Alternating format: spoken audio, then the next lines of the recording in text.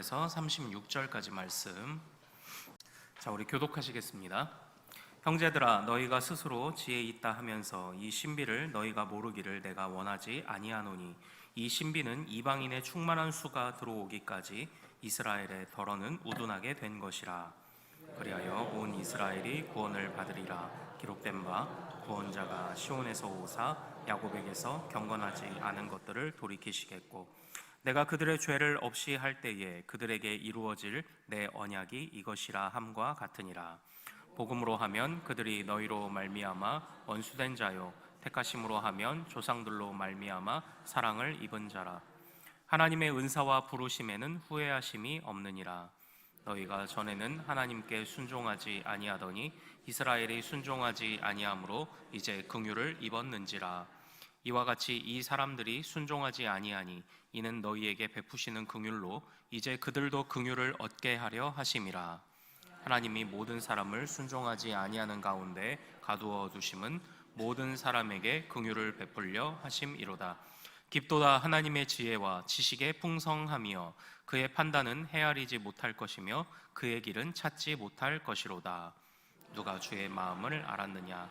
누가 그의 모사가 되었느냐? 누가 주께 먼저 드려서 갚으심을 받겠느냐?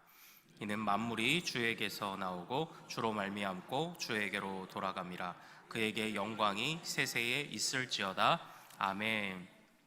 자, 우리가 함께 읽은 이 말씀을 통해서요, 이기봉 목사님 나오셔서 감싸 안으시는 하나님, 이 제목으로 말씀 전하실 때 큰 은혜 받으시길 소망합니다.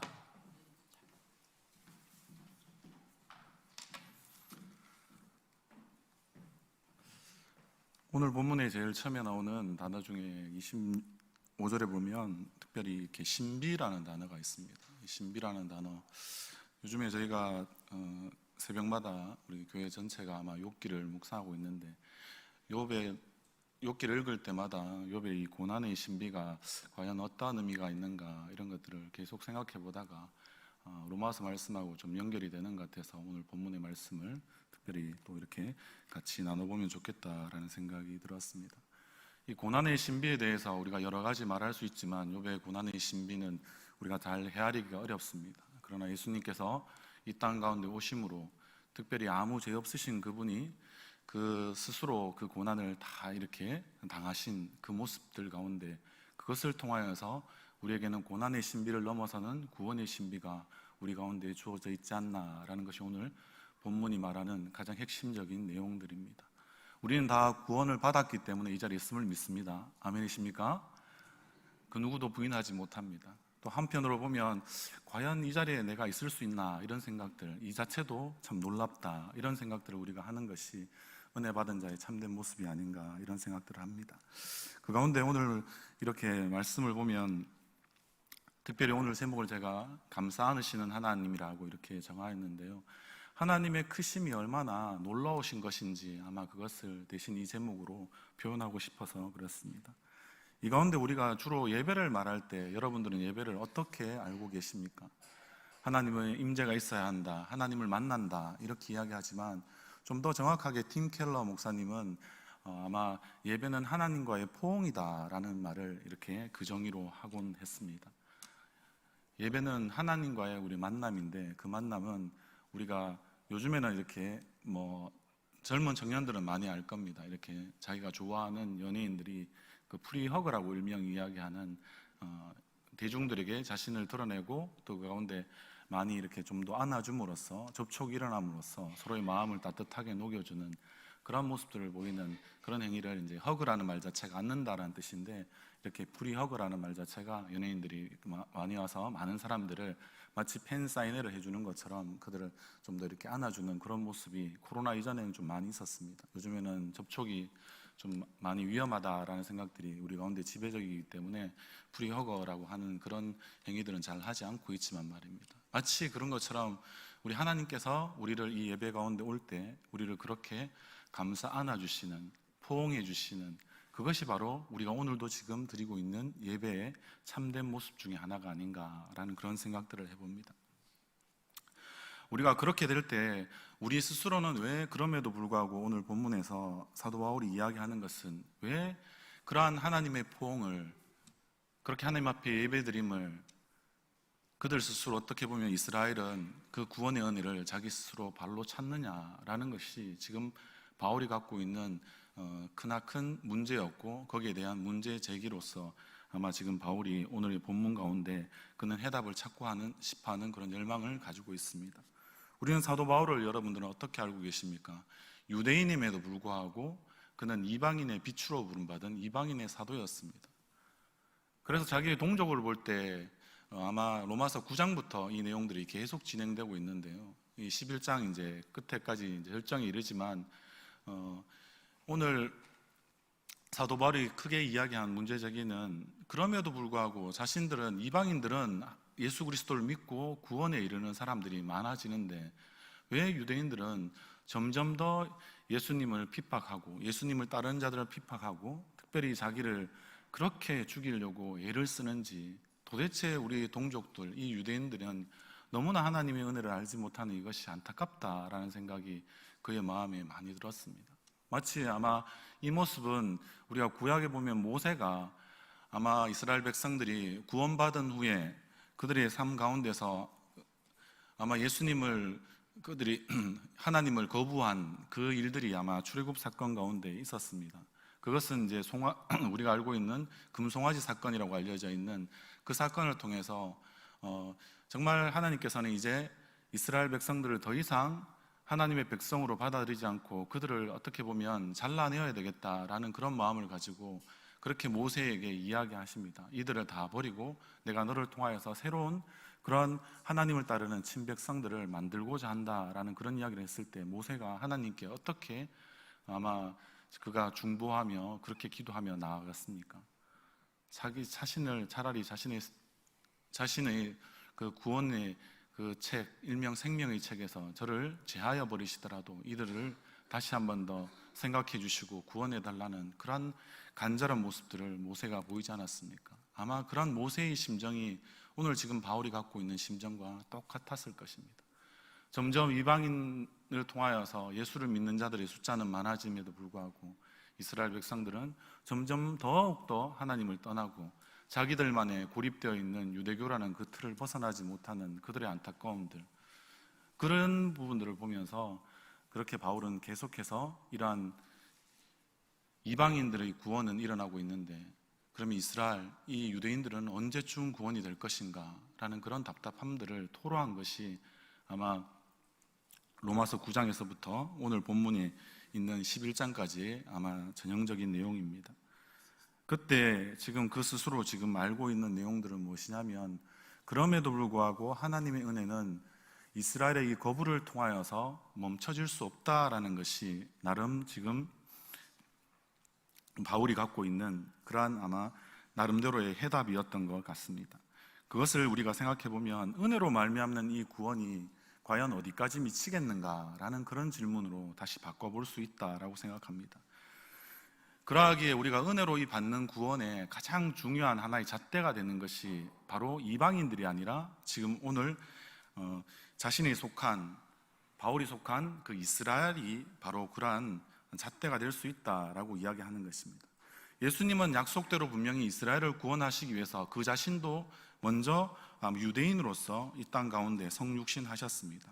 그럼에도 불구하고 그들은 복음서마다 얼마나 많이 예수님을 그들은 친히 거부하였습니까? 그러하기에 예수님이 약속대로 우리를 위해서 죽으시고 그리고 부활하셨지만, 그리고 그 우리 가운데 이스라엘 백성들도 분명히 포함되지만 그들은 오늘날까지도 예수님을 믿지 않는 사람들이 많은 것이 또한 사실입니다. 그러하기 때문에 요즘에 일어나는 이스라엘과 하마스의 전쟁도 더 혼란스러워 보이는지 잘 모르겠습니다. 그들에게 정말 진정한 자신을 사랑하시면서 구원해 주신 하나님의 그 사랑하심과 은혜가 그들 가운데 있다면 그들이 저 정도까지의 어떤 난폭하고 폭력적인 모습을 보일까라는 생각이 마치 듭니다. 이스라엘에게는 아마 어떤 의미에서는 그들이 사랑이 없기 때문에 그들이 더할 수 없이 잔인하고 폭력적으로 변할 수밖에 없는 그들의 재성이 선택받은 민족, 하나님께서 칭찬하셨고 그들과 언약을 친히 맺으셨던 민족, 그 이스라엘이 지금 마치 미쳐 날뛰는 그들이 가장 싫어했던 히틀러와 같은 그런 모습으로 하마스에 대하여서도 그냥 무자비함을 나타내지 않나라는 그런 생각도 저는 잠시 그러한 사건 가운데 해본 적도 있었습니다. 마찬가지로 지금 그와 같은 모습이 사도 바울도 그런 모습들 때문에 과연 이스라엘은 정말 구원받을 수 있을까라는 생각을 똑같이 한 것이 아닌가, 그 당시에도 그런 생각이 들었습니다. 그러나 우리가 오늘 본문 가운데 25절, 26절, 27절 이렇게 이어지는 말씀 가운데 가장 중요한 것은 뭡니까? 이방인들도 아무런 조건 없이 받은 것이 구원이라는 선물이라는 거죠. 그러면 이스라엘은 어떨까요? 이스라엘의 그들의 실패가 분명히 있습니다. 그들의 실수가 있습니다. 앞에서 말씀드린 하마스를 지금도 대하는 그들의 모습을 보면 그들은 예수도 죽인 무자비한 자들이었습니다. 잔인한 자들이었습니다. 그런 것들이 과연 하나님의 은혜를 받기에 그들은 부족하지 않을까, 이런 생각들을 우리도 감히 외람되이 해볼 때가 있지 않습니까?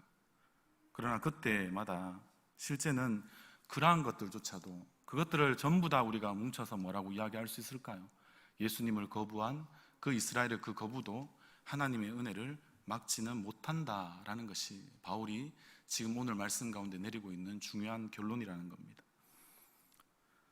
그러나 우리는 또 이렇게 생각해 보면 이게 쉽게 동의가 잘 되지 않습니다. 왜 그렇습니까? 이스라엘은 지금 예수가 어떤 의미에서는 그들이 알면서 거부했다라고 생각하기 때문에 그렇습니다. 우리가 세상의 법을 볼 때도 그냥 자기가 주의한 그런 의무들을 위반했을 때 하는 죄들을 우리는 과실이라고 이야기합니다. 과실이라고 하고, 그런 사람들은 좀 그 낮은 단계의 형을 주고, 그리고 그 형량을 통하여서 그들을 조금 이렇게 선처하는 그런 것들이 있습니다. 그러나 알면서 지은 죄에 대해서는 어떻게 합니까? 법도 엄중하게 다룹니다. 그것을 고의라고 합니다. 그런 모습들이 있는 지금 이스라엘은 일부러 이들이 예수를 거부하듯이 하나님의 은혜를 거부했는데, 과연 그들은 하나님의 은혜를 받을 자격이 있는가, 구원받을 수 있는가 라는 문제를 지금 적극적으로 아마 제기하고 있기 때문에 그런지 모르겠습니다. 여러분들, 그러나 죄는 그것이 과실범이 되었던 고의범이 되었던, 그것이 죄가 크든 작든 그것이 하나님 앞에서 크게 다를까요? 다르지 않습니다. 사람들이 죄를 지었기 때문에 하나님의 영광에 이르지 못하는 것처럼 모든 사람은 죄인입니다. 그 죄의 경중은 우리가 생각할 때 분별해서 이 사람은 이렇고 저 사람은 저렇다, 이 사람의 이것은 좀 가볍고 저 사람의 저 죄는 좀 더 무겁다, 이렇게 우리 스스로 아마 저울질하고 잣대할 수 있습니다. 그래서 우리는 서로 이렇게 볼 때 자신에게는 좀 관대하고 다른 사람들에게는 좀 관대하지 못한 것이 우리의 어떻게 보면 끊을 수 없는 죄성의 모습들 아니겠습니까? 그런 기준으로 보아도 이스라엘의 그럼 이러한 죄들은 알면서 예수님을 거부한 이것이 과연 하나님의 은혜를 막을 수 있겠는가, 이방인들보다 이들이 못한가 라고 생각해 보았을 때 결코 그렇지 않다는 거죠. 로마서에서 늘 이야기하는 것처럼 모든 사람이 죄를 지었다는 것, 그것 하나만으로 우리는 모두 죄인됨을 우리는 고백할 수밖에 없는 연약한 존재다라는 것입니다. 그러하기에 약속밖에 있었고 관심이 없던 지금 이방인들도 하나님께서 친히 자신을 통하여서 지금 하나님의 위대한 그 복음을 전하게 하셨고, 그 복음을 통하여서 그들이 주님께로 돌아오는 이런 모습을 보았을 때 이스라엘의 이 거부와 배반조차도 하나님께서는 반드시 하나님의 구원에 문제가 없이, 하나님의 은혜를 막을 수 없이 그들을 반드시 주님께로 돌이킬 수 있게 될 것이다 라는 것이 바로 사도 바울의 나름 지금 오늘 본문의 초반부의 결론입니다.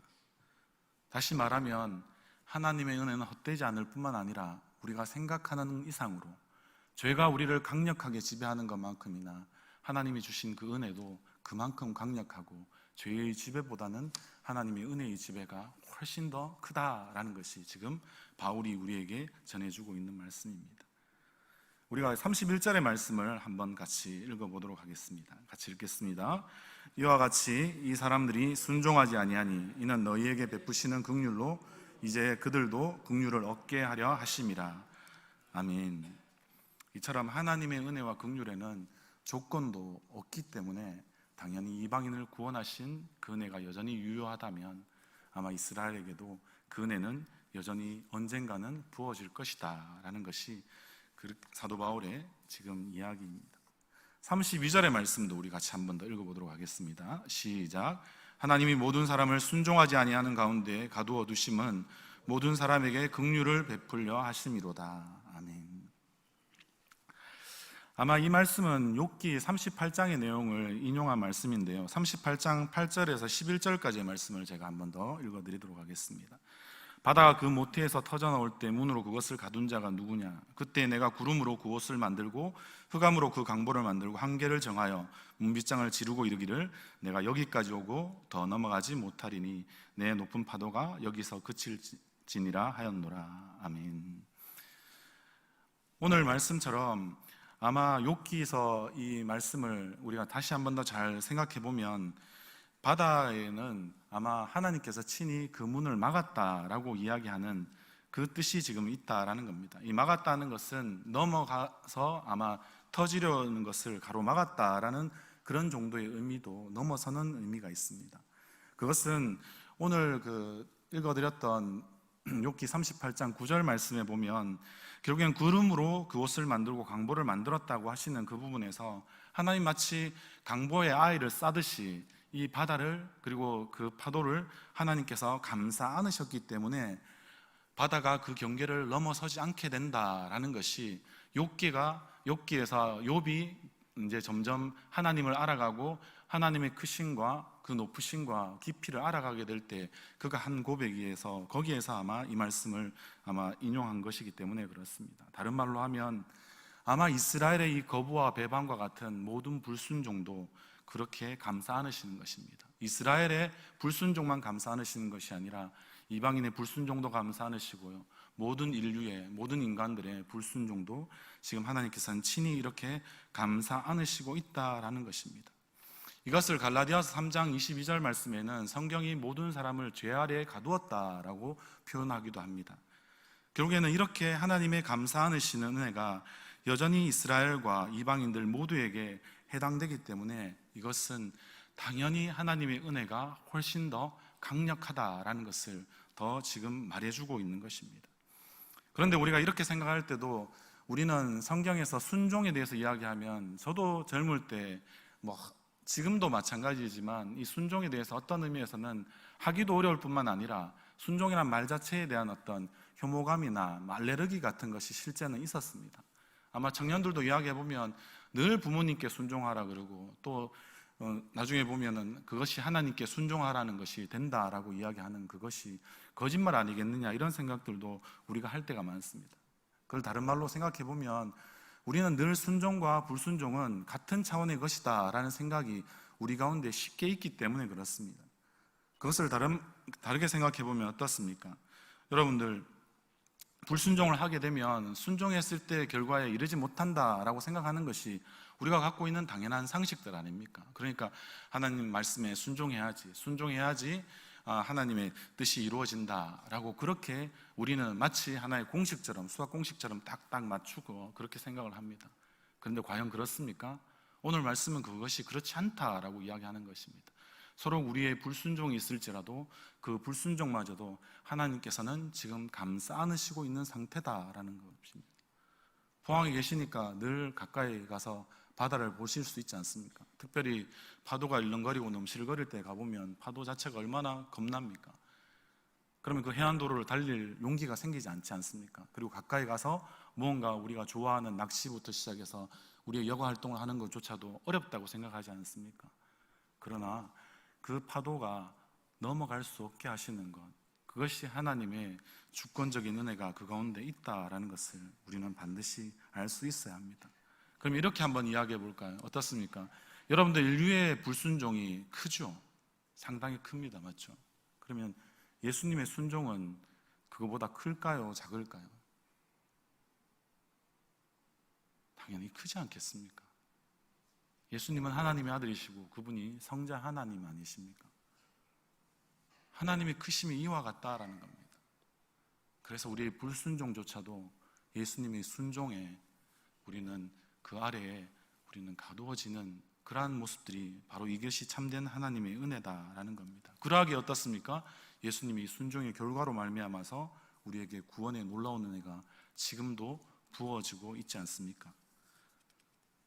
우리가 이 부분들을 분명히 기억할 수 있을 때 하나님의 은혜가 정말 은혜되게 하는 그런 일에 우리 스스로도 그냥 우리의 구원으로만 만족하지 말고 다른 사람들을 향한, 그리고 어떤 의미에서는 저 사람은 과연 구원받을까라고 생각하는 그런 사람들을 향한 우리의 믿음의 시야가 좀 열려지지 않을까요? 그리고 순종은 또한 어떻습니까? 단순히 그냥 막연한 순종이라는 것은 없습니다. 순종은 반드시 누구를 따라갈 것인가에 대한 대상의 문제가 반드시 여기 가운데 주어져 있습니다. 순종은 다른 말로 하여서 무엇입니까? 앞에서 말씀드린 대로 예수님에 대한 순종입니다. 예수님은 누구에 대한 순종을 하셨습니까? 하나님의 그 구원의 계획, 하나님의 말씀에 전적으로 순종하신 것처럼 말입니다. 그래서 우리는 우리가 가질 수 있는 이런 순종에 대해서 이렇게 이야기해버리면 갑갑한 생각이 듭니다. 어떻습니까? 하나님의 은혜로 다 감사 않으시고 하나님이 다 계획하셔서 뭐 이방인이 순종하든 불순종하든 이스라엘이 순종하든 불순종하든 그것과 상관없이 하나님의 은혜는 값없이 마치 이렇게 다 누구에게나 구원의 문은 열려있지 않는가, 이런 생각들을 하니까 나도 굳이 어렵게 순종하지 말고 그냥 좀 편하게 신앙생활을 하면 나의 잘못된 것도 하나님께서 좀 이렇게 좀 헤아려 주시지 않겠는가, 은혜를 좀 은혜되게 그렇게 해주시지 않겠는가, 이렇게 생각하지 않습니까? 그러나 그렇지는 않습니다. 여기에서 여러분들이 말하는 그 뜻은 어떤 의미에서는 무엇입니까? 우리가 무엇을 선택할 수 있느냐에 지금 문제를 말하는 것입니다. 우리가 뭔가 새로운 것을 만들어내는 것이 아닙니다. 우리는 순종한다고 이야기할 때 우리가 선택할 수 있는 것이 무엇이냐를 우리가 스스로 지금 질문하고 있는 겁니다. 다른 말로 하면 무엇입니까? 이 선택 가운데 내가 정말 자유가 있나? 라는 것을 지금 우리 스스로가 자신들에게 질문하고 있는 상태다라고 볼 수 있는 것입니다. 그러나 여러분들 생각해 보십시오. 우리가 생각하는 이 선택과 선택에 따른 이 자유함들은 이제는 다른 것을 선택할 수 없게 되어버리는 것입니다. 예수님에 대한 순종은 예수님 말고는 우리에게 선택이 남을 수 있지 않다라는 것입니다. 다른 말로 하면 무엇입니까? 이것은 반드시 우리는 죄를 선택하는 자유가 우리 가운데 예수님의 구원을 통해서 우리에게 주어진 것이 아닙니다. 우리가 보통 오해할 때 죄로부터 우리는 자유함을 얻었다라고 이야기하면 그것을 통해서 다시 내가 죄를 선택할 수 있는 자유가 주어져 있다라고 우리가 로마서를 읽을 때도 오해하는 경우가 한 번씩 있습니다. 그러나 우리 가운데는 절대 이제는 그런 선택을 할 수 있는 자유가 우리 가운데 없습니다. 죄로부터의 자유를 말하는 것은 이제 죄를 선택할 수 없고 하나님만을 선택할 수밖에 없는 자유가 우리 가운데 주어져 있다는 겁니다. 우리가 죄 아래 있을 때는 하나님을 선택할 수 있습니까?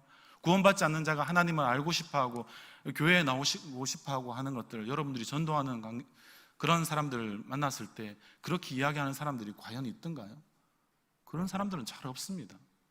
구원의 은혜가 그 사람에게 부어졌을 때 그때에만 그들은 이제는 죄로부터의 그 벗어나는 그 자유함들을 누리며 하나님을 철저히 선택하고 그리고 그것을 통하여서 하나님께만 순종하는 삶이 그 가운데 다시 한 번 더 부어지는 그 새로운 삶을 우리는 구원받은 자의 삶이다라고 이야기하지 않습니까? 그러하기에 우리는 분명히 알아야 합니다. 우리 가운데는 다른 길이 우리에게 주어져 있지 않다라는 겁니다. 오늘 본문 말씀 가운데 우리 마지막 절의 말씀 36절의 말씀 같이 한 번 더 읽어보도록 하겠습니다. 시작.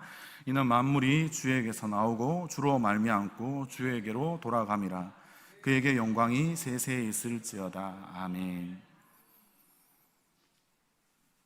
에베소서 말씀에도 이와 비슷한 말씀이 있지만 우리에게는 어떻습니까? 만물이 주에게서 나오고 주로 말미암고 주에게로 돌아간다는 말은 주님 밖에는 우리에게 이제는 다른 길이 주어져 있지 않다라는 것입니다.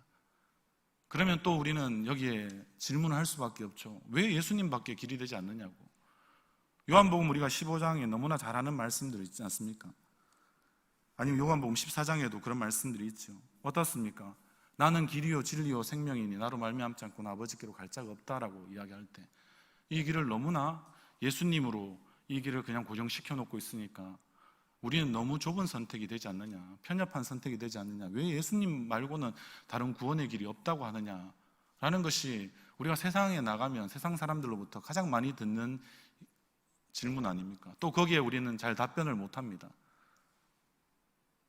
나 스스로도 우리가 은혜가 좀 떨어질 때는 거기에 동의가 잘 되지 않기 때문에 그렇지 않습니까? 그러나 예수님 밖에는 길이 없다는 것은 앞에서 말씀드린 대로 예수님은 그냥 하나의 인간이 아니십니다. 그냥 의로운 사람이 아니십니다. 그분은 하나님의 아들이시고 그 스스로가 하나님이십니다. 하나님의 크심을 우리가 헤아릴 수 있는 마음이 우리에게 있을 때 하나님이 내신 이 길, 바로 예수를 통하여서 구원받게 하시는 이 길은 얼마나 크고 넓은지 지금 그것을 사도 바울이 감싸 안으시는 하나님의 은혜 가운데 우리에게 설명해 주고 있지 않습니까? 우리의 순종도 우리의 불순종도 그 어떤 것도 하나님의 은혜 가운데 있지 않는 것이 없다라고 말입니다. 하지만 우리는 여전히 어렵습니다. 앞에서 말씀드린 대로 욥이 당한 고난의 신비도 이해하기 어렵고요. 그리고 예수님이 이 욥과 같은 고난의 신비를 통하여서 우리에게 베풀어 주시는 이 신비로운 구원도 우리는 잘 이해하기가 어렵습니다. 그 말은 다른 말로 어떻습니까? 우리는 하나님의 깊고 크고 높으심을 우리는 잘 헤아릴 수 없다라는 말입니다. 그래서 사도 바울이 11장의 결론을 맺을 때 우리가 읽었던 이 앞에 있는 말씀들 36절 앞에 있었던 우리 33절부터 35절까지의 말씀을 그는 마치 아주 치밀하게 논문을 쓰듯이 아주 논리적으로 쓰던 그 글들을 그는 다 덮어버리고 마지막에는 놀라운 하나님에 대한 찬양으로 마치 그는 마무리하고 있습니다. 같이 한 번 더 읽어볼까요? 우리 33절부터 35절까지 말씀요. 시작. 깊도다 하나님의 지혜와 지식의 풍성함이여 그의 판단은 헤아리지 못할 것이며 그의 길은 찾지 못할 것이로다. 누가 주의 마음을 알았느냐? 누가 그의 모사가 되었느냐? 누가 주께 먼저 드려서 갚으심을 받겠느냐? 아멘. 하나님의 것이 아닌 것이 없다라는 거죠. 이 말씀들이 주로 보면 35절 말씀은 욥기 41장의 말씀, 11절의 말씀을 인용한 말씀인데요. 결국에는 모든 것이 주님의 것이다 라는 말씀을 지금 하고 있는 것입니다. 그것이 36절 마지막 절에 이 본문의 말씀의 가장 큰 결론이기도 하지만 말씀입니다. 그와 같은 결론들을 결국에 하는 이유는 무엇이겠습니까? 그러하기에 우리가 욥기를 이 로마서 11장의 말씀은 꼭 보실 때 같이 보시면 좋겠다라는 생각이 들었습니다. 욥기 42장 1절 말씀에는 이러한 내용이 있습니다. 욥이 여호와께 대답하여 이르시되 주께서는 못하실 일이 없사오니 무슨 계획이든지 못 이룰 것이 없는 줄 아오니 라고 대답하고 있습니다. 이 말씀은 뭐와 지금 유사할까요? 로마서 11장 우리 29절의 말씀과 거의 같은 흐름을 갖고 있습니다. 하나님의 은사와 부르심에는 후회하심이 없기 때문에 그렇습니다. 여러분들이 불순종마저도 하나님은 하나님의 주권적인 구원의 계획 가운데 다 있었다라는 것입니다. 하나님이 여러분들을 부르실 때 하나님의 은혜와 부르심에는 결코 후회함이 없으십니다. 그리고 그분은 언약에 신실하시기에 그가 부르신 그대로 우리를 구원의 자리에 반드시 세우실 것입니다. 그리고 그냥 세운 정도로 하나님은 만족하시지 않을 겁니다. 가장 영화로운 상태로 이를 때까지 우리를 더욱더 거룩하게 만들어 가시기 위해서 우리에게 특별히 이름을 하여서 하나님의 자녀라 부르지 않으시고 성도라고 우리를 부르셔서 이 교회로 모으지 않으셨습니까? 그와 같은 하나님의 의지나 하나님의 그 목적이 분명하다면 우리는 이것에 대하여서 이제는 다른 변명을 할 수가 없다는 것입니다. 그래서 욥기 42장 3절과 6절의 말씀에 보면 우리가 이번 주에 욥기 19장의 말씀도 같이 묵상을 했는데요. 그 말씀은 굉장히 좀 유명한 말씀이죠.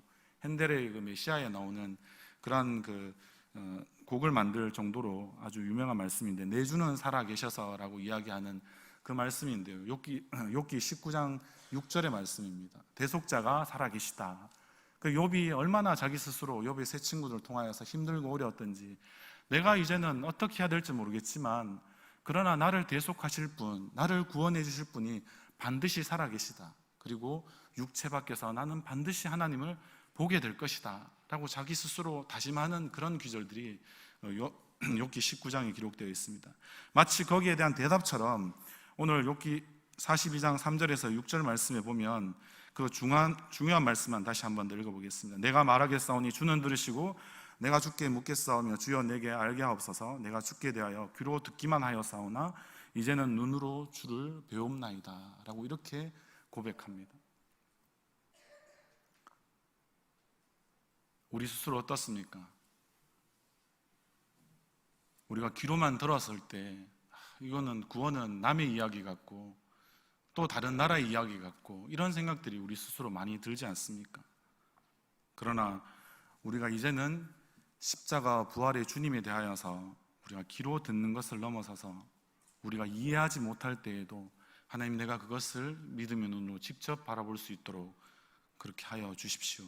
욥과 같이 그렇게 주님을 뵙고 그 가운데서 내가 주님 앞에만 해답을 찾겠습니다, 이렇게 우리는 고백할 수 있어야 진정한 믿음의 사람으로서, 욥과 같은 사람으로서 하나님께 칭찬받지 않겠습니까? 인정받지 않겠습니까?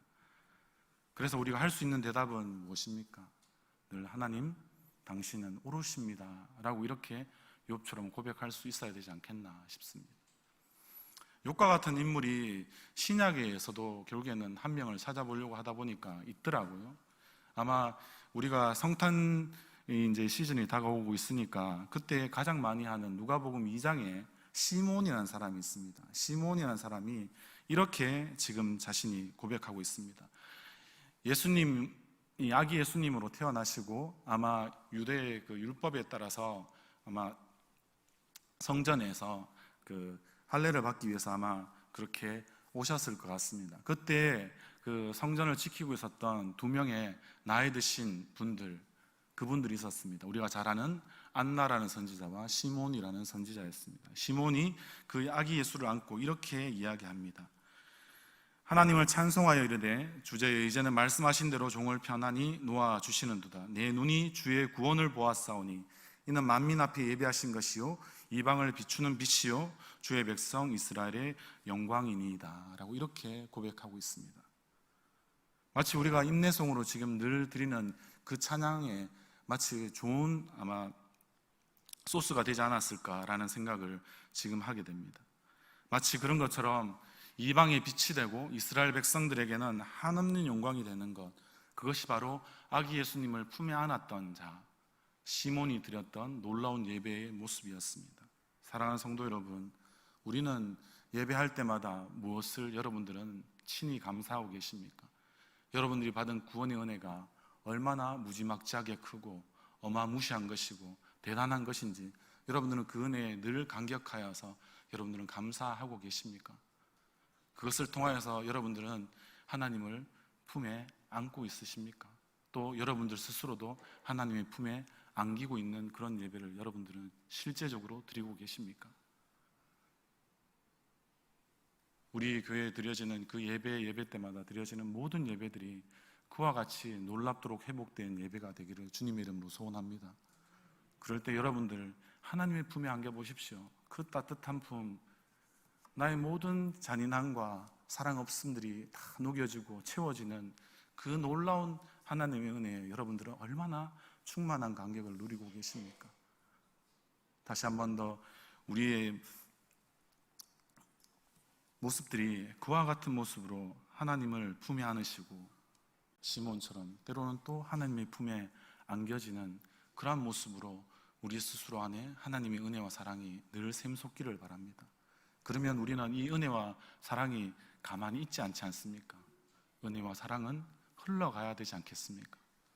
그것을 통하여서 정말 어두운 가운데 빛이 되는 그런 삶들, 그리고 따스한 나눔과 섬김으로 우리가 모이는 예배뿐만 아니라 우리의 삶의 예배로 드려지는 이 흩어지는 예배 가운데서도 여러분들은 내 안에 무엇이 있어서 나눠주는 것이 아니라 내 안에 그렇게 샘솟듯 일어나는 주님의 은혜와 사랑이 늘 감격스러워서 이것을 나누지 않고는 주체할 수 없기에 전도도 하고 주체할 수 없기에 다른 사람들에게 무언가를 나누려고 하고 섬기려고 하는 그런 것이 우리의 삶의 모습 가운데 자연히 배어나지 않겠습니까? 그것이 바로 우리가 늘 기대하고 다시 한 번 더 사모하는 성탄의 주님이 우리 가운데 오신 유일한 이유십니다. 세상이 왜 이렇게 폭력적일까요? 사랑이 없는 것이 가장 폭력적입니다. 우리는 그것을 이스라엘을 통하여서 지금도 보고 있지 않습니까? 여러분들 삶 가운데 그런 모든 잔인함과 폭력들이 떠나가고 오직 주의 은혜와 사랑으로 채워질 때 여러분들의 심령도 더욱더 한없이 부드러워지고 더 사랑스러워져서 늘 주님의 품 안에서 주님이 주신 것들로 만족하고 그것을 한없이 많은 사람들에게 흘려보내는 그런 정말 주님의 사랑스러운 자녀, 주님의 거룩하고 아름다운 성도 되시는 우리 모든 우리 지체들, 그리고 우리 안에 있는 우리 모든 성도님들 되시기를 주님의 이름으로 간절히 소원합니다. 같이 기도하겠습니다. 아버지 하나님, 참으로 감사합니다. 우리의 삶 가운데 여전히 하나님 주어져 있는 이 삶들이 얼마나 부족한지요. 하나님의 은혜로 우리가 살지 못하였을 때 우리의 모습이 얼마나 안타까운 불순종 가운데 있었는데 그 모든 것도 감사하시고 우리를 그 자리, 순종의 자리로 세우시니 감사를 드립니다. 그렇게 받은 그런 구원의 은혜를 우리가 함부로 여기지 말고 더 깊이 감사하며 구원받은 자다운 삶들을 살아갈 수 있는 그런 용기와 지혜의 힘을 우리 가운데 늘 허락하여 주시옵소서. 모든 것 감사를 드리며 우리를 사랑하신 예수님의 이름으로 기도드립니다. 아멘. 우리 같이 같이 기도하면 좋겠습니다. 오늘 우리에게 감사 주시는 하나님의 은혜가 내 가운데 있습니까? 우리 스스로 한번 질문하며, 하나님, 내가 그 은혜를, 하나님, 내가 자꾸 거부하고 내가 떠나려고 하지 않았는지 우리 스스로에게 오늘 물어보며, 주님, 오늘도 나에게 그 은혜를 허락하여 주시옵소서. 감사하시는 크고도 놀라운 주님의 은혜가 나의 10년 가운데 매일매일 이 예배를 통하여서, 말씀의 묵상을 통하여서, 기도함을 통하여서 우리에게 부어지게 하여 주시옵소서. 먼저 또한 기도하겠습니다. 그리고 그 부음받은 주님의 그 놀라운 은혜와 사랑을 내 스스로 하나님 그냥 멈춰두게 하지 않게 하여 주시고, 썩어지지 않게 하여 주시고, 이것을 나만 누리는 것이 아니라 불순종 가운데 있는, 어두움 가운데 있는 많은 사람들에게 하나님 그 은혜와 사랑을 내가 나눌 수 있는 사람 되게 하여 주시옵소서. 그것으로 내가 섬길 수 있는 사람 되게 하여 주시옵소서. 그 영혼을 구원하는 일에 하나님, 나도 사도 바울처럼 사용하여 주시옵소서. 그렇게 우리가 다시 한 번 더 기도하며, 다시 한 번 더 우리 또한 마지막으로 이 예배의 회복을 위해서 같이 더욱더 기도하면 좋겠습니다. 이 예배는 하나님의 품에 안기는 것입니다. 하나님과 포옹하는 것입니다. 내가 우리의 주님을, 다시 한 번 더 아기 예수님을 나의 가슴에 고이 안는 것이 우리의 예배입니다.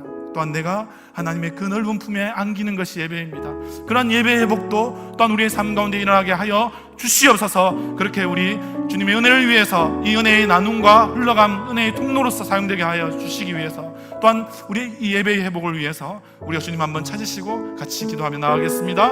주여, 아버지 하나님,